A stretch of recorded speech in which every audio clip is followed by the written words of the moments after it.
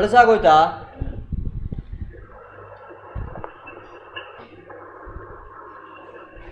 Address ಕೊಟ್ಟಿದ್ದ ತಾನೇ? ಹಾಂ, ಅಡ್ರೆಸ್ ಕಳಿಸಿದ?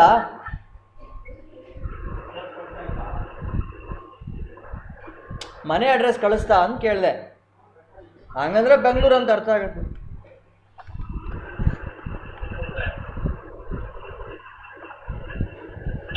Hello. Yes, sir, 1 minute. It's just taking too long to open. Yeah. Just a minute.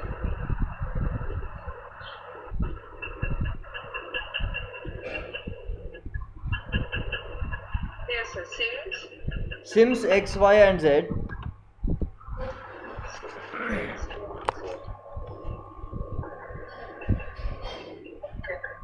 It has not returned any error message, right? No. Okay, that's good. Okay, that means that the X, Y, and Z are now being treated as symbolic variables. They do not hold any numerical value. Okay, now I'll define a function f1. Okay, I'll define a function such as something like, okay, x into x squared multiplied by y into, say, z to the power 1 by 3. Right, this is the function that I have. Have you written it?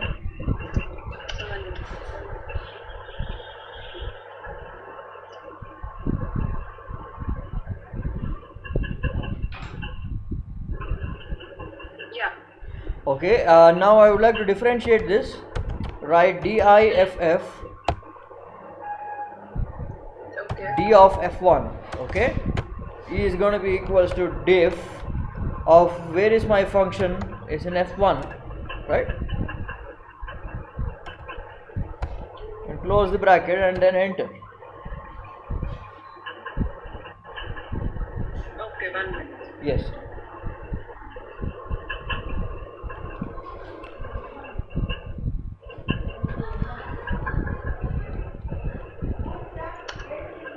Yeah. Okay, now what is happening here? It is differentiating with respect to which variable here? It is differentiating with respect to x. With respect to x. See, even though if I do not specify any differentiation variable or the independent variable here, it is taken by default as x, right? So I can independently specify the value of the independent variable writing x there. Yeah. Okay, so the default is x. If I change it as y, I'm going to get x squared z power 1 by 3, and change it to z, then I get the corresponding value like this. Okay, now now you can encapsulate one within another. Diff of that with respect to x.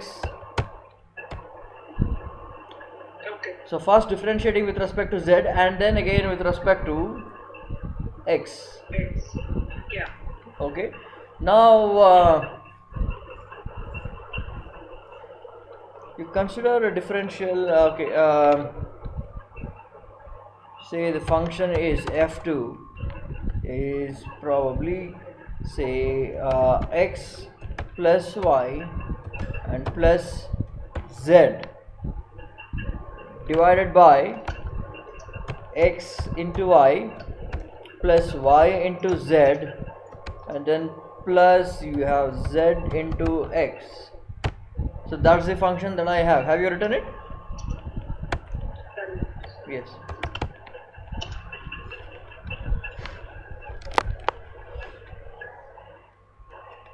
Yeah.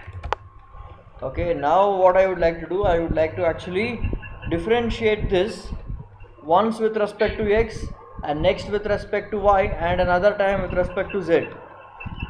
So first time I want to differentiate with respect to z, f2 with respect to z, and differentiate this with respect to y. Differentiate the whole stuff here with respect to, now it's going to be x, and the answer is df2.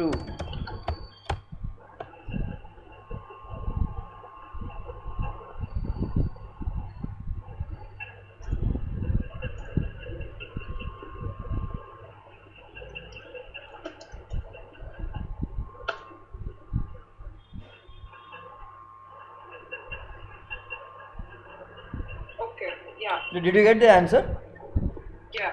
Okay, now you see, if I want to evaluate the answer, the value of the differential at certain values of x, y and z, okay, how to do it?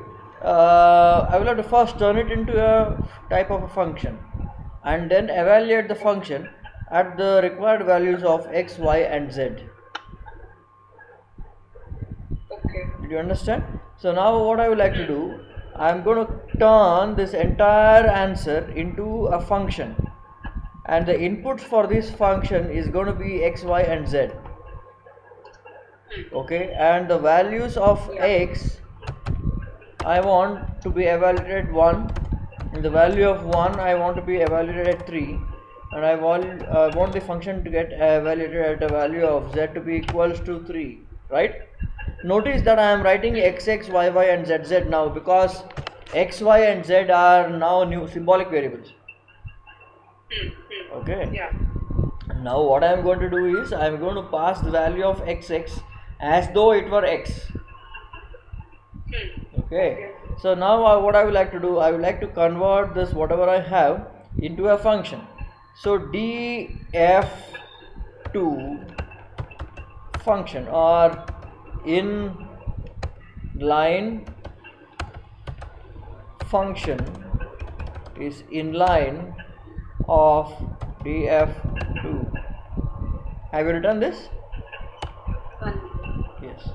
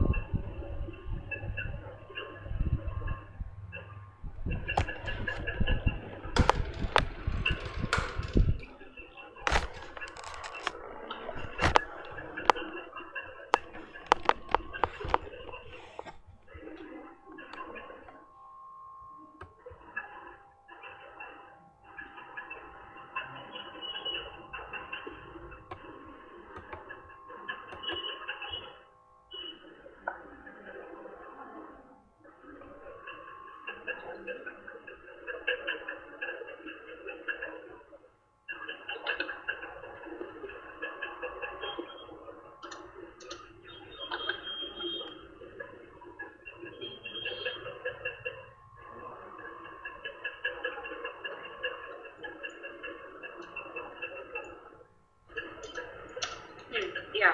Done? You got the answer, huh? 1 minute.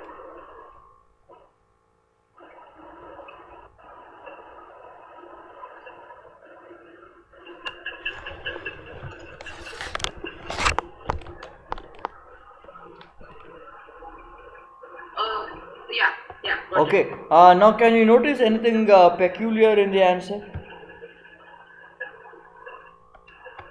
In the highlighted stuff?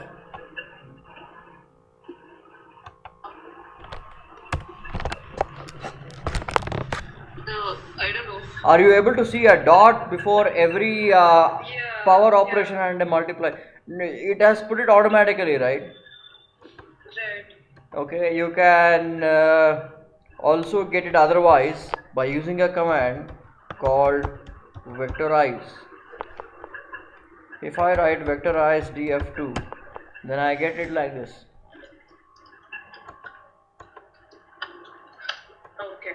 Okay, the use of this is if the values of x, y and z are not scalars but are actually vectors, or in other words matrices, okay, then the highlighted expression will give me an error, correct? Because I cannot divide them so easily, it's not possible.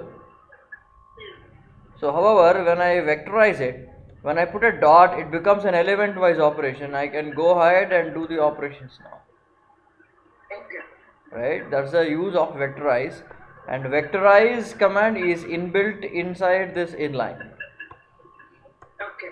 Okay, so now what I would like to do, I would like to evaluate the value of the answer, which is this, at x is equals to 1, y equals 2 and z equals 3. So your df2 value is going to be equals to function evaluate. F eval means function evaluate. Which function I would like to evaluate? df2 underscore in underscore fun, right? This whole stuff, copy and paste it there. rdf underscore in underscore fun, it's now to be evaluated at xx, yy, zz.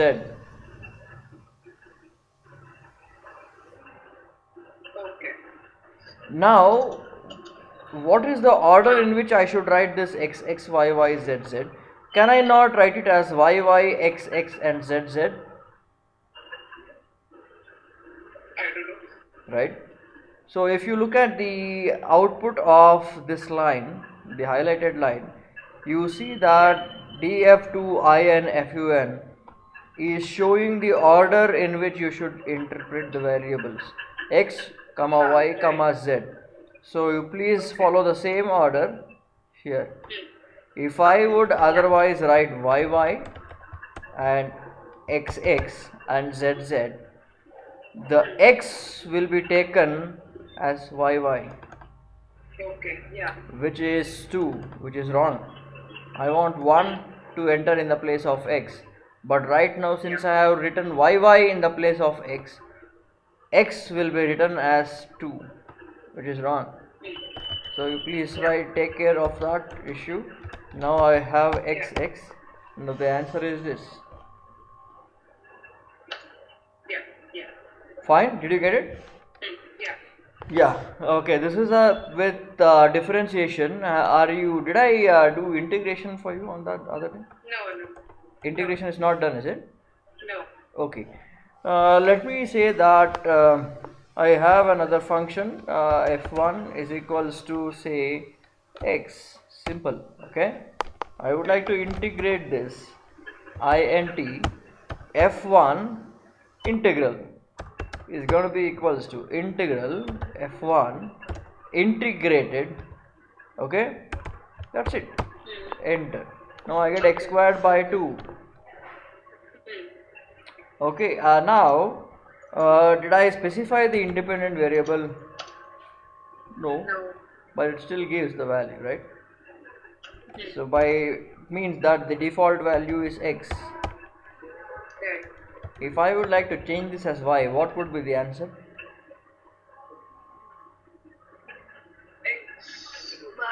xy, correct. Xy, and if I would like to change it as xy, I get x into xy. Did you understand what happened? Yeah. Xy is treated as one symbolic variable. That's it. Right. Yeah. Okay. So if you are not careful enough, you will get crazy answers which will not be proper. Yeah. Okay. Now I would like to do that between 1 and 2. Did you understand what did I do? Yeah, you get the limits. Yes, between the limits. Between the limits x equals to 1 to x equals to 2. Right? Yeah. That's the integral that I did. Okay, now in the same way you can actually encapsulate 2 or more integral commands, right? So I can actually define my f1, or let me define everything in this one place, right? I don't want this anymore. In this place I will shell sine of x. So what do I get? I get minus cos of x, right? And if I write, say something like, okay, so now you see it's pretty cool, right? You whatever you have for all the trigonometry, you can easily get it here. If I nth power difference integration, you can get it. You understood? Yeah. Nth power integration. One simple thing which I forgot to tell you in differentiation. The answer is this: diff of sine x power phi with respect to x is whatever is being shown here, correct? However, if I would like to differentiate it 2 times, all I have to do is put a comma and 2. Okay. Fine. Now you will go back to integration. You can encapsulate two or more integral commands. Integrate this stuff. Now with respect to say y, I get the answer like that. Okay. So integration is not a big deal and differentiation is not a big deal as well in MATLAB. You can proceed further and then actually evaluate the value of your integrals at whatever value you want, just like you did for that. So I would like to now convert this d or function is equals to inline, convert this into an inline function. Now I have, okay, now what do I need to do? F eval, this inline function is f at x is equals to 1 and y is equals to 2. Right. Now one good thing is I can replace this value with matrices also.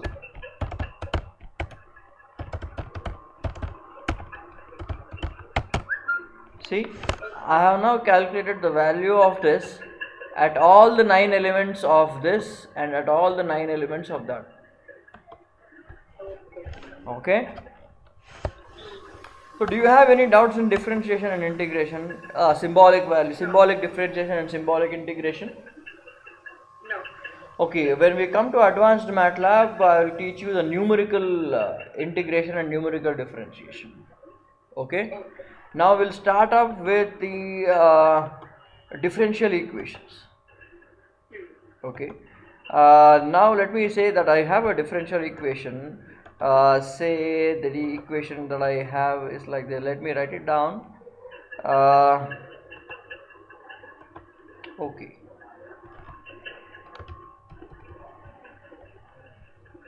I have A is equals to, what am I writing? dy by dt is equals to t.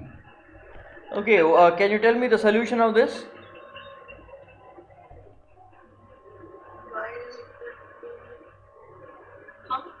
Okay, just different. Oh, okay, I know this. T squared by 2. Exactly, very simple, right? Correct. Yeah. Y is d squared by 2 plus constant of integration. Right. Correct. So first what we do, you first define your differential equation. Dsolve is the symbolic variable for solving differential equation. Okay. It's a symbolic solver. Okay. Dsolve. You first define your differential equation here. Okay.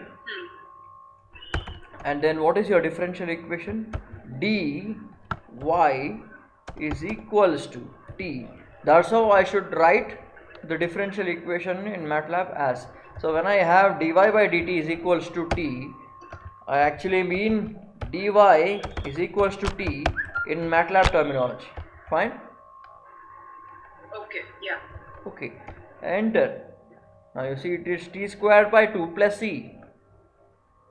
Did I specify the value of what is my independent variable? No. I did not specify the value of independent variable. So can you guess what is the default independent variable for dsolve command?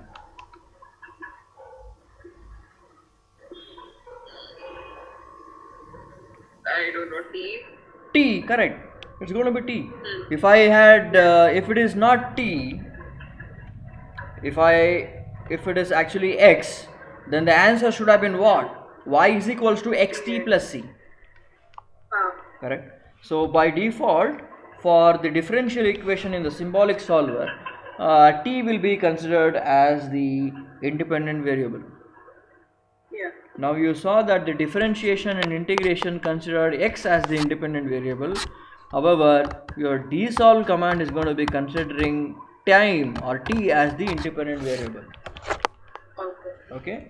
That's one reason is most of the physical differential equations in the physical problems, engineering problems will have time as the independent variable. most of these values are expressed as a function of time. You are in electronics, right? Electricals, you will have di by dt, right? Rate of change of current. So all those things usually with respect to time, right? So since most of the engineering problems and scientific problems are contain derivatives with respect to the independent variable time, MATLAB has designed its software such that t is taken as the independent variable, right? Now if I would like to change the independent variable to x, now you see it is tx plus c. Okay. Fine. Yeah. Now you see it is pretty simple, right? Now we will go back.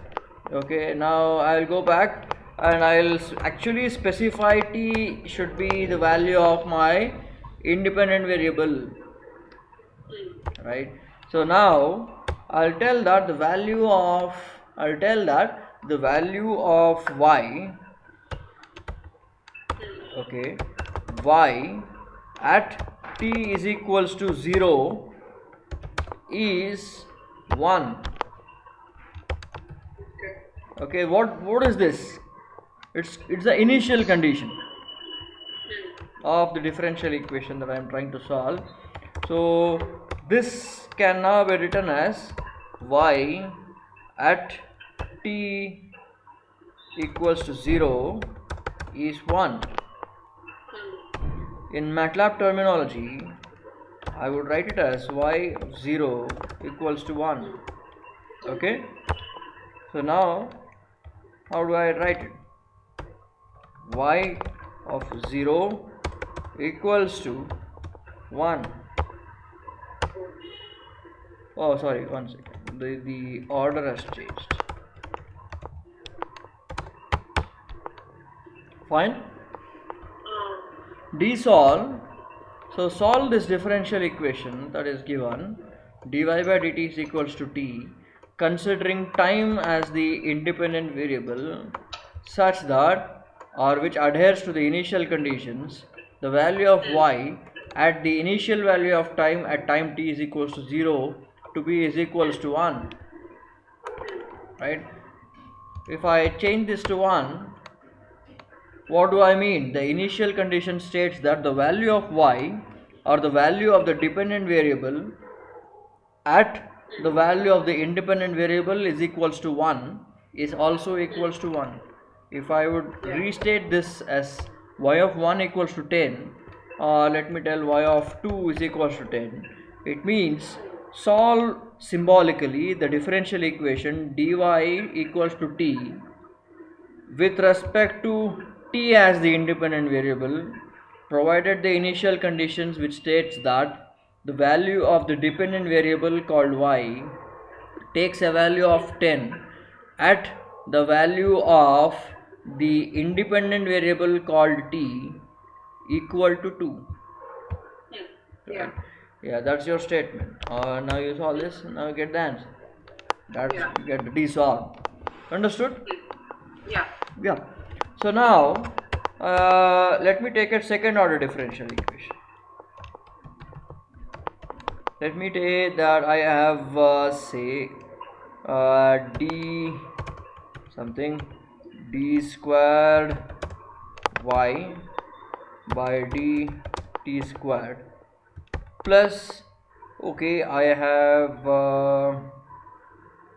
dy by dt and another plus y, okay, is equals to, say I have 0.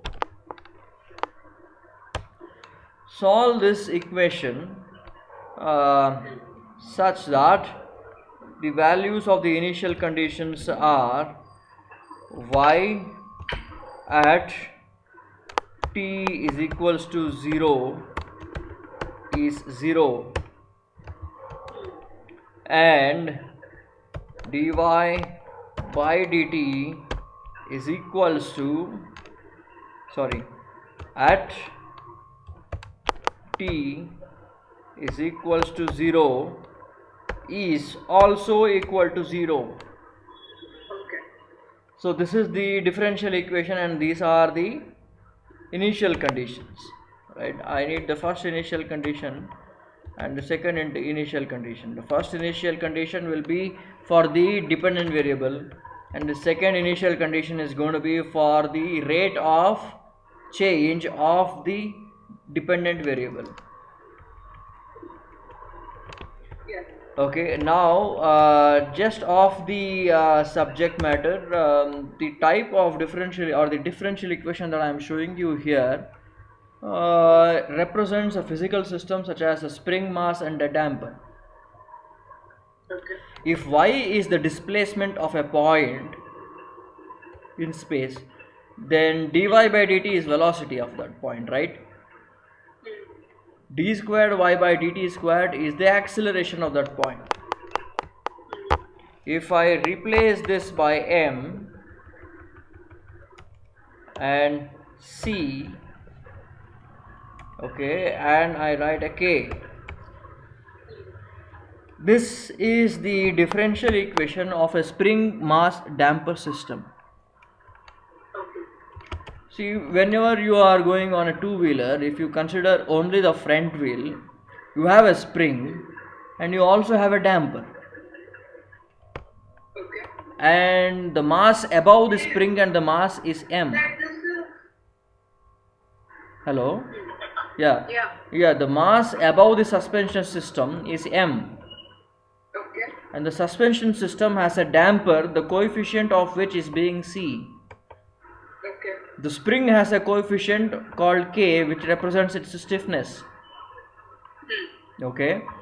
Now what do I have? This system behaves such that under the conditions of the initial conditions provided as y at t is equals to 0 is 0 and velocity, that means that at time t is equals to 0, the spring and the mass is at its equilibrium position. Okay. And Yeah. the fact that I have written the velocity at t is equals to 0 is 0, it means that the mass is not only at the spring, not only at the equilibrium position, but is also stationary, Okay. right? Okay, now we will go ahead and solve this. For the sake of argument, I'll consider m as 1, c as 1, okay, and k as 1 for simplicity. Right now, CLC, first we have to define your differential equation. How do we do it? We have to solve, we have to put a dsolve command. Dsolve, define your, are you able to see the screen or should I increase the font size? No, it's fine. It's fine, okay. Now what do I have? The MATLAB counterpart of writing this would be d2y, okay, plus 1 second,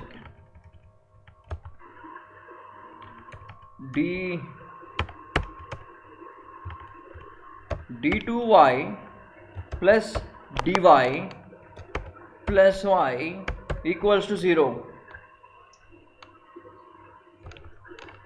Okay, so I have dsolve and d2y plus dy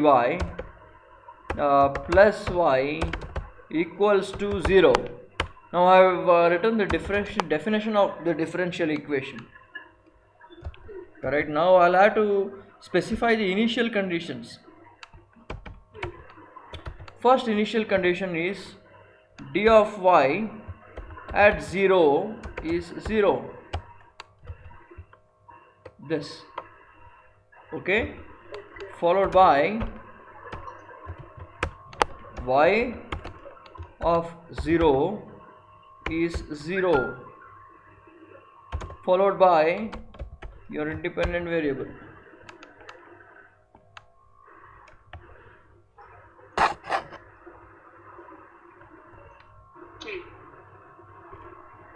Okay, when I give an enter, tells that the value is 0. If I do not, so under the given condition, differentially under the given conditions, this is turning out to be 0. Okay. Okay. Now if I state such that the velocity is something different, then I get an answer. Okay. Now, are you able to see that it's an exponential term multiplied by a sinusoidal term, right? Yeah. So, exponential has a negative t to it, Okay. correct? Now you observe, if I do not write this, you will not have the exponential term. Okay. Fine. So it's a what? It's a sinusoidal term. That means, what did I remove? I removed dy by dt. When I removed dy by dt, what was the coefficient for dy by dt earlier? C, right? It was C. What was C? It is the coefficient of damping of the damper in the suspension system of the bike. Correct? If I remove the damper and have only the spring and the mass, it continues to oscillate, it will never stop. Okay. Yeah. And if I put the damper as well with dy by dt, then I get the answer in terms of sinusoidal, plus it is multiplied by a decreasing exponential curve. That means it wants to be a sinusoidal on its own, but since there is a damper, it will not allow it to vibrate forever. Yeah. Okay, and this value, if it is such that the not even one single oscillation is permitted, then it is like you have a door and a damper, right? You have a door which closes slowly, right? On the top you have a mechanism which controls the motion of the door. Have you ever seen? Yeah. Yeah, it models that system. This differential equation will start modeling that system then. Okay. Okay, fine. Or in other words, you will also come across this type of differential equation for, I think, you come across in capacitors. Okay, I am not exactly sure in your field of study, but in capacitors during charging and discharging you will come across these type of differential equations. Okay, now you can solve it and go ahead and solve them up. Now you can actually what you can do, convert this into an inline function, right?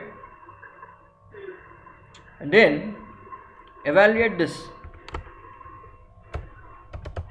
F eval, I will define the value of time domain 0 to 0.1 to say 10 is the value of time domain that I have. And now I would like to F eval function evaluate which function f at t, right? Now I'll use it within plot. Now you are familiar with plot commands, right? Yeah. I'll use t on the x-axis and y-axis is the value of this function at all the values of t. So I will put it as k and enter. Now you see what is happening. Okay. It tries to do one oscillation, it allows, but it is reducing. Right. You can further visualize this if I change or increase the time duration to about 100. Now you see what happened. It did a one oscillation, but it reduced to 0 immediately. So if I do not have the damper, so for to say, okay, 1 second, I'll put everything in one line so that it will be easier for me to manipulate. Yes, okay. Now this is the differential equation. If I do not have this damper, now you see it's a sinusoidal variation. Okay. Yeah. Fine, it will oscillations never stop. Now if I put d of y plus some stuff, and what was the coefficient of y? It was the stiffness of the spring. Now when I write this, you notice that what is the maximum value reached here? Around 1.7, okay?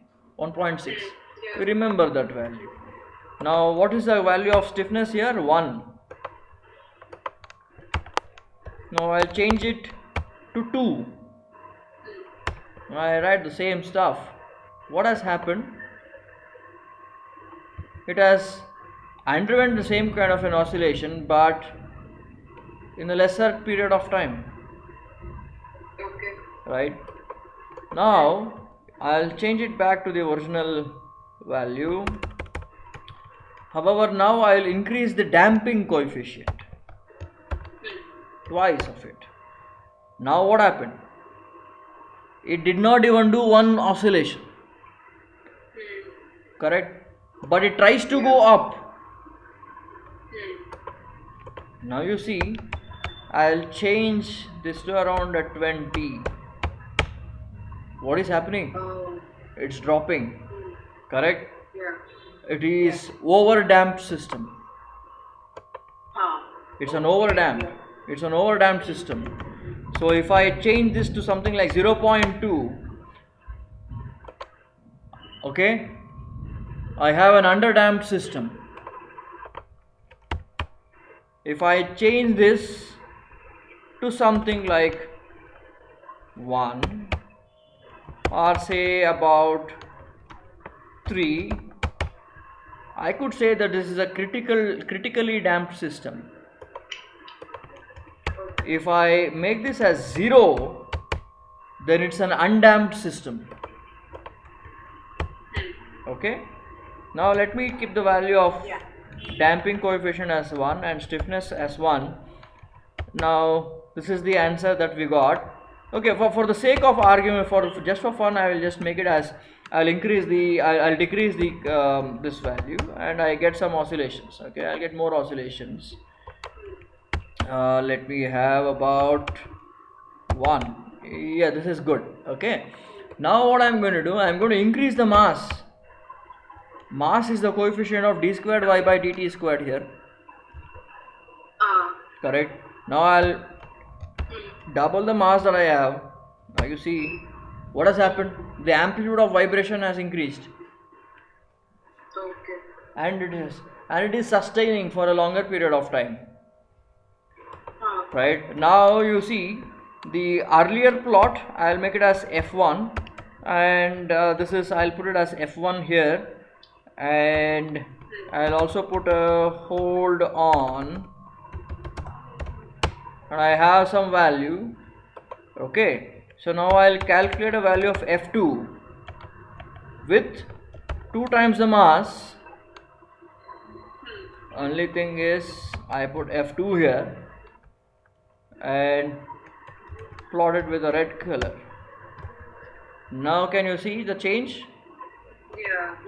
Yeah, the black color, it tries to die out pretty soon, within 100 seconds. I don't know whether it is seconds or whatever, because I have not maintained a unit consistency here. I'm just showing you an example. Now when I increase the mass, you see that the oscillations take longer time to die out. Yeah. Correct? Now you understood? Yeah, this is with the symbolic differential equation solving with the first order and the second order. Now in the next class, I'll teach you how do you solve a differential equation numerically. Okay. Fine. Do you have any doubts? Do you need this command that I have written here, or you have already written it down? No, sir, I've not written it down. Sure, I'll email it to you. Yeah. Okay.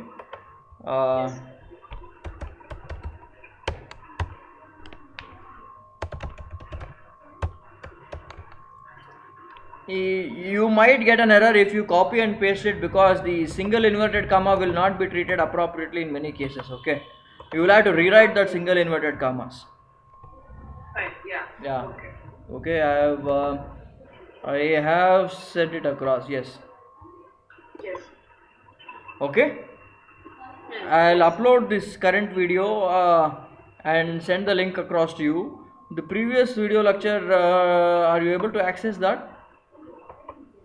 So I haven't really tried. Okay, since it's a online private class, I have made it as I have not made it in public domain. Okay, so, you have the link, only you can open it.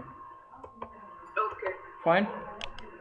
Hmm. Okay, I'll upload this video and send the link to you. Fine. Okay. Okay, Yes. okay, Thanks. okay, and you please call me to find out when we can have the next class. Okay, sir. Okay, Yes, sir. yeah, okay, yeah, Yes. yeah, thank you, Thank you, sir. thank you, bye. Bye.